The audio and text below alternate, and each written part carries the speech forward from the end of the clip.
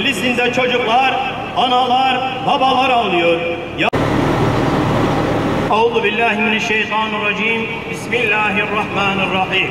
Selam olsun. Allah'ın rahmeti ve bereketi mazlum Filistin halkının acısını yüreğinin derinliklerinde hisseden ve bu alanda toplanan kardeşlerimizin üzerine olsun. Filistin'de 75 yılı aşkındır devam eden sistematik zulüm ve katliamlar 7 Ekim'den itibaren soykırıma dönüştü. 2006'dan bu yana dünyanın en büyük açık cezaevi haline getirilen Gazze, soykırım saldırıları ile dünyanın en büyük mezarlığına dönmek üzere. Kelimelerin anlatmakta kifayetsiz kaldığı vahşet nedeniyle şehadete ulaşan kardeşlerimizin sayısı 40 bine ulaştı. Mısır sınırındaki Refah kentine sığınan mazlum Filistin halkı burada ve işgalcilerin vahşi saldırılarına maruz kalıyor. Soykırım saldırıları nedeniyle her gün yüzlerce kardeşimiz kadın çocuk yaşlı ayrım yapılmadan burhanca katlediliyor.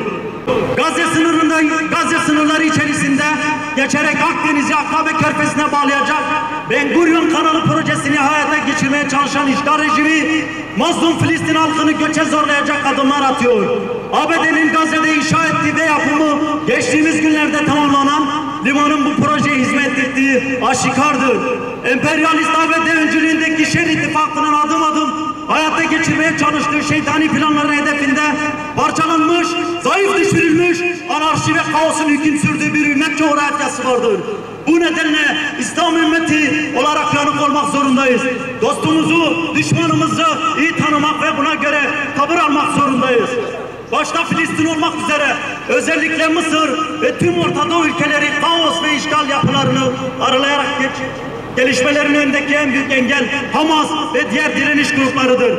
İslam ümmeti için her türlü fedakarlığı yapan Hamas sadece siyasi olarak değil, ekonomik ve askeri olarak da desteklenmelidir.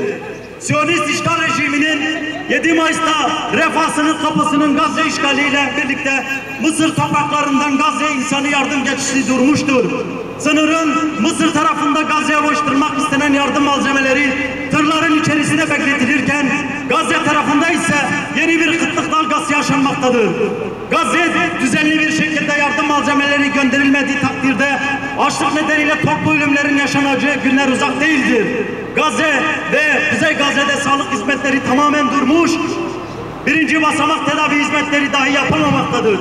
Bu bölgelerde yaşayan en az 700 bini yeni bir felaketin eşiğine gelmiş bulunmaktadır.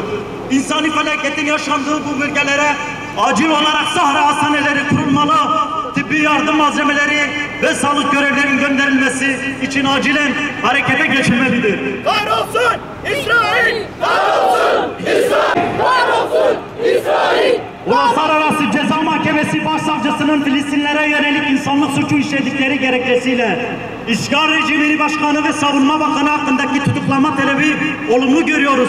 Ancak aynı savcının Hamas'ın Gazze sorumlusu Yahya Sinvar, Filistin direnişinin genel komutanı Muhammed Bey ve Hamas siyasi büro başkanı İsmail Haniye hakkındaki tutuklama talebini ise adaletsiz ve maksatlı bir girişim olarak görüyor ve reddediyoruz. Zalim ile birlikte mazlumu, haksız ile birlikte haklıyı suçlu gören Uluslararası Ceza Mahkemesi Başsavcısının Hamas liderleri hakkındaki tutuklama talebini kınıyoruz. Öte yandan işgal rejimi Uluslararası Mahkemesi'ne taraf değilken Filistin bu statüye taraftır. Dolayısıyla Uluslararası Ceza Mahkemesi'nden tutuklama kararı çıktığı takdirde işgal rejimi başkanı ve savunma bakanı için herhangi bir tutuklama konusu söz konusu olmazken Hamas lideri İsmail Haniye'nin sözleşmelere taraf olan 123 ülkede tutuklanması gündeme gelecektir. Hal böyleyken Uluslararası Ceza Mahkemesi'nin algı operasyonlarının ve kılıfına uydurulmuş ayak oyunlarının farkında olduğumuzu belirtiyor ve Filistin direnişinin yargılanmalarının kimsenin haddine olmadığını haykırıyoruz. ABD başta olmak üzere Avrupa genelinde üniversitelerde Filistin'de katledilen mazlumlar için ayağa kalkan öğrencileri kutluyoruz. Küresel intifadanın ayak sesleri niteliğindeki bu protestoların tüm ülkelere yayılmasını temenni ediyoruz. Hamas'ın kuruluş bildirgesi El Misaki'de belirtildiği gibi Filistin hiç kimsenin malı olmayacak bir vakıftır. Filistin İslam ümmetinindir. Bu düz bilinci gelecek nesillere aktarılmalıdır. Bu bağlamda marifet modeli yeni müfredat taslağında mutlaka Kudüs konusunda ayrıntılı yer verilmelidir. Siyonistlere destek veren firmalara ve ülkelere karşı boykot yaygınlaştırılmalı. Boykotun devletler düzeyinde olması için İslam İşbirliği Teşkilatı ve D8 ülkeleri gibi üyeleri Müslüman devletlerden oluşan örgütler inisiyatif almalıdır. Gazze'de katliamların durdurulması için herkes üzerine düşen sorumluluğu yerine getirmelidir. Gazze'de 8 aydan bu yana soykırıma karşı direnen, mücadele eden ve sabreden kardeşlerimize selam olsun. Allah yar ve yardımcıları olsun. Gün dua günü.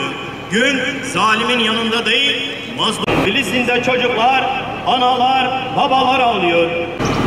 Gazze'nin üzerine sabır yağdır ya Rabbi. Gazze'nin anaların üzerine sabır yağdır ya Rabbi. Gazze'de çocukların yüreğine sabır yağdır ya Rabbi. Hüneyn'de yardım ettiğin gibi Gazze'ye de yardım et Allah'ım. Gazze'li kardeşlerimize yardım etmek için bize güç kuvvet ver Allah'ım. Yetiş Allah'ım, yetiş Allah'ım. Amin. Velhamdülillahi Rabbil alemin.